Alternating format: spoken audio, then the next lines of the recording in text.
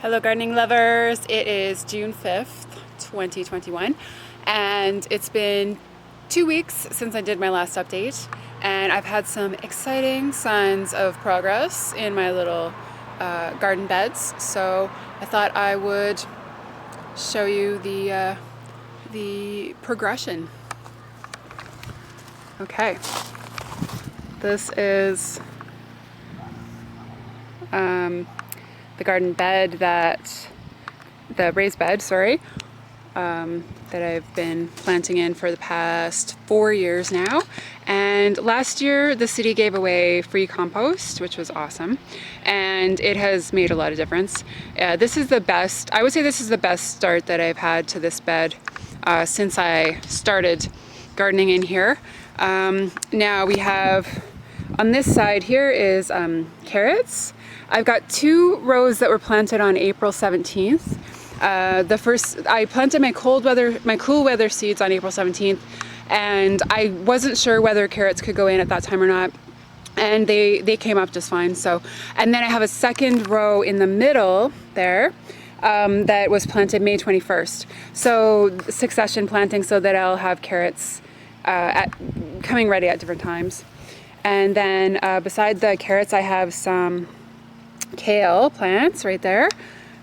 In the middle I have some kale and some chard. And then these 3 beauties are Swiss chard rose. This is the best I've ever had Swiss chard come up in this bed, so I'm really excited. I've already done a bit of thinning in this bed. And then this row is a miscellaneous row of kale, beets, and Swiss chard. And then I have a row of yellow onions growing on the side. So I'll just do a little close-up of these plants, just in case anybody has never seen these before or wants to see what they look like. So this is what carrot tops look like. And they're basically, I basically thinned them. It says on the package to thin them to 3 inches apart, but I skimped a little bit on that, so I would say maybe 2.5 inches, and it is what I thinned the 2 rows that were planted on the 17th of April. Then, I don't know if you can see these tiny little guys. These are not thinned. Well, actually I thinned them a bit, and these are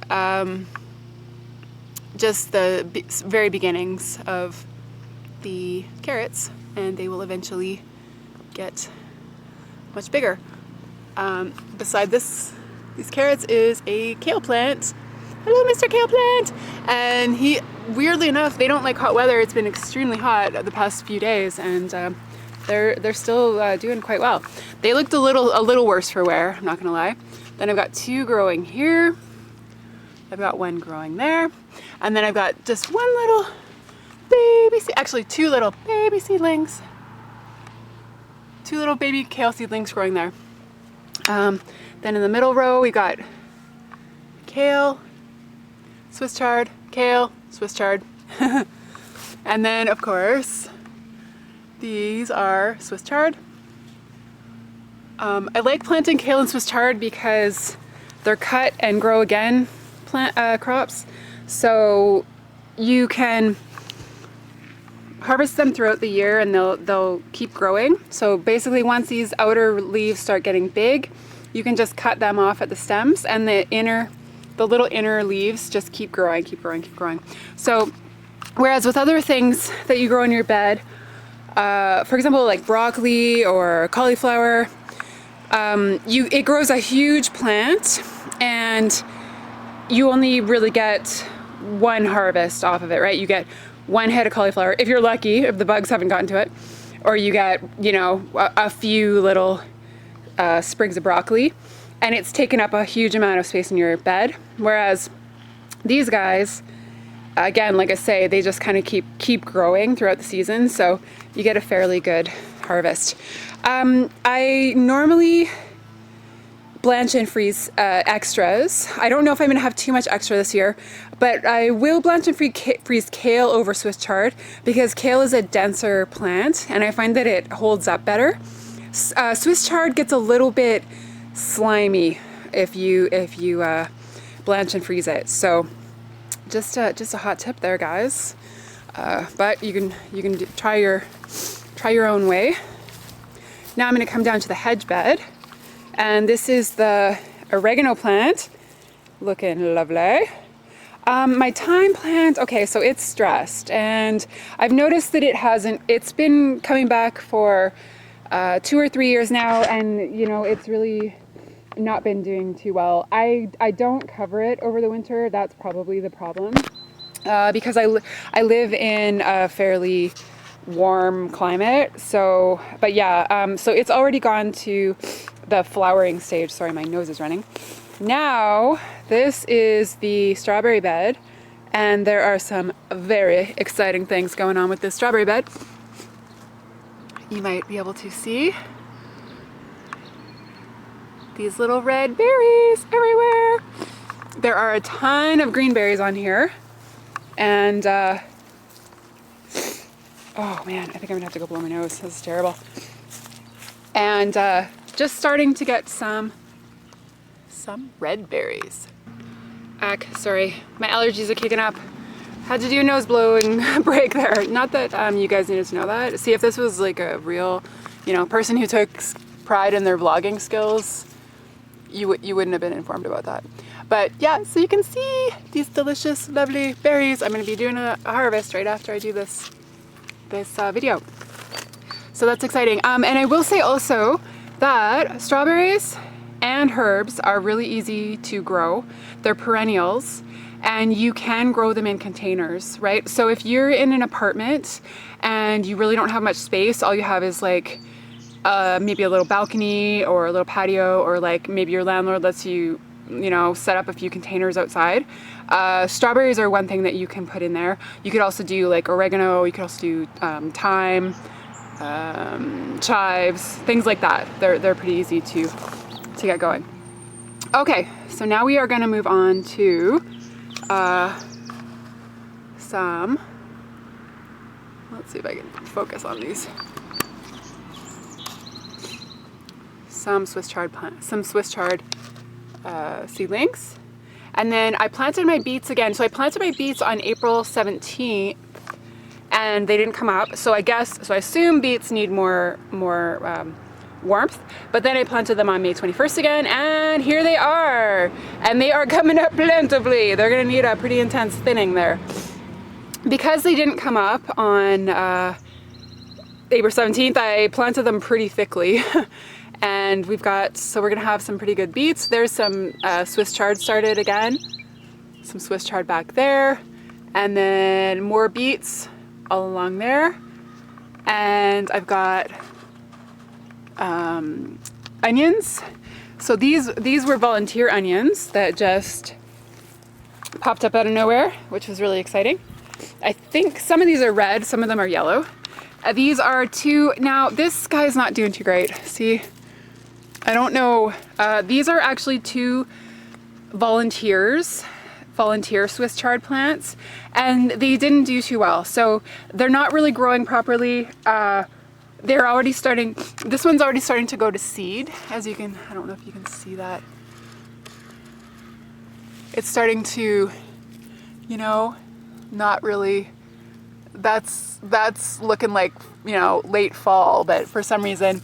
And the leaves are just kind of tough looking. So anyway, those just came up on their own, so I'm happy to have them, but I don't know if they're going to be edible or not. I was really excited about early Swiss chard, but I'm not sure. So there's my onion row again, and here is Mr. Zucchini. Exciting. These guys were planted on May 21st as well. We've got one big one in the front, and then a littler guy coming in the back. I will probably, I'm sorry mister, but I'm probably gonna have to pull you out because looks like this guy is, although you never really know, because the bugs can get at these pretty intensely, and so I leave them until they're pretty well established. These are some more zucchinis. We've got 3 going here. See, as you can see, this one is looking pretty rough. In fact, I'm gonna lay him to rest right now.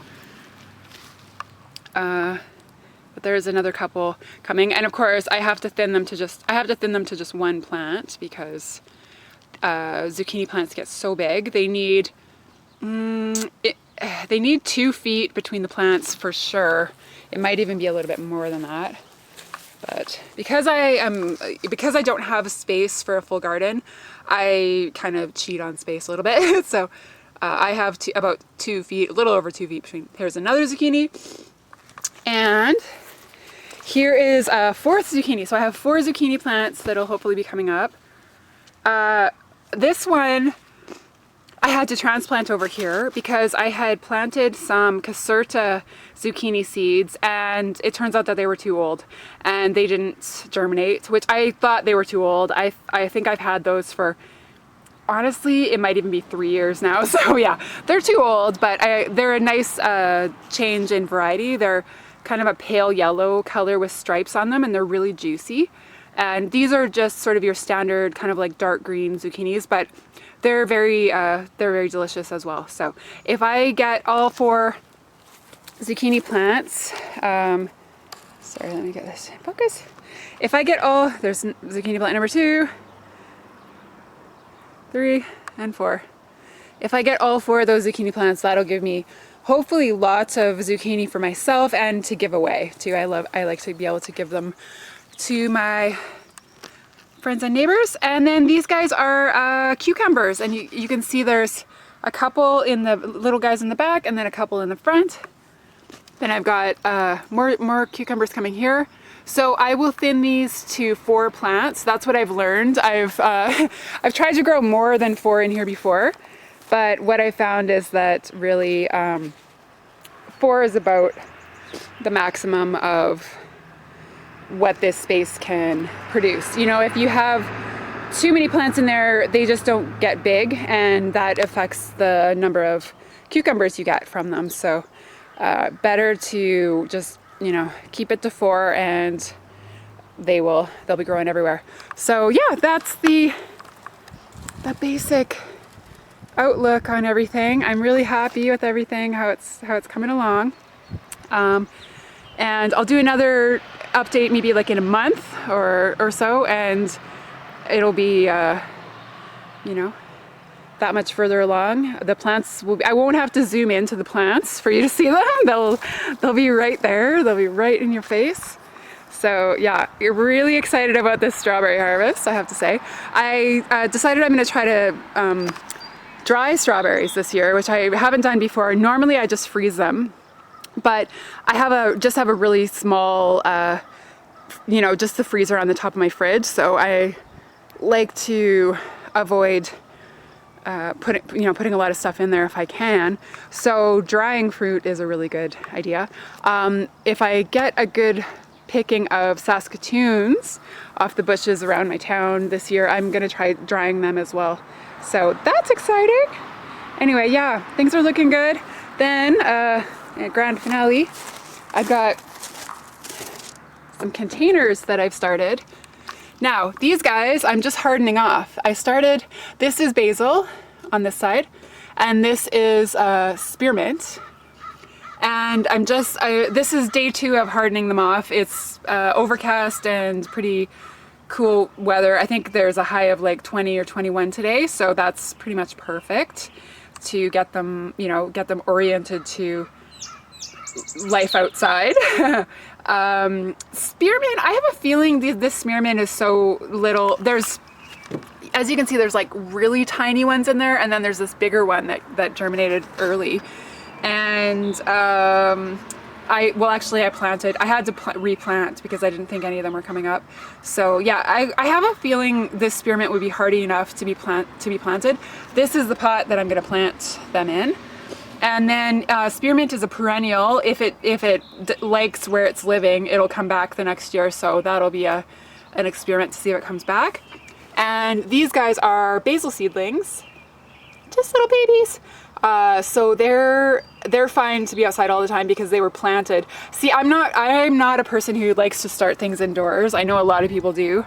I'm just a stick the seeds in the ground and let things grow kind of person.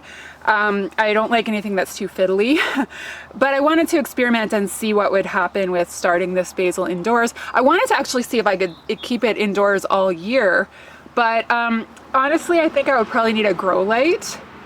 Sorry. I think I would probably need a grow light, and again, that's just too finicky for me. I live in a small apartment, so you know, if I lived in a house and I had like more space and I could maybe put these downstairs or like in a room somewhere where it was hidden, but you know, I'd have like grow lights and all kind of apparatus and stuff. So nah, I'm not gonna do that. So anyway, this is the first year I'm gonna be growing in containers, really, so it's an experiment. We'll see what happens.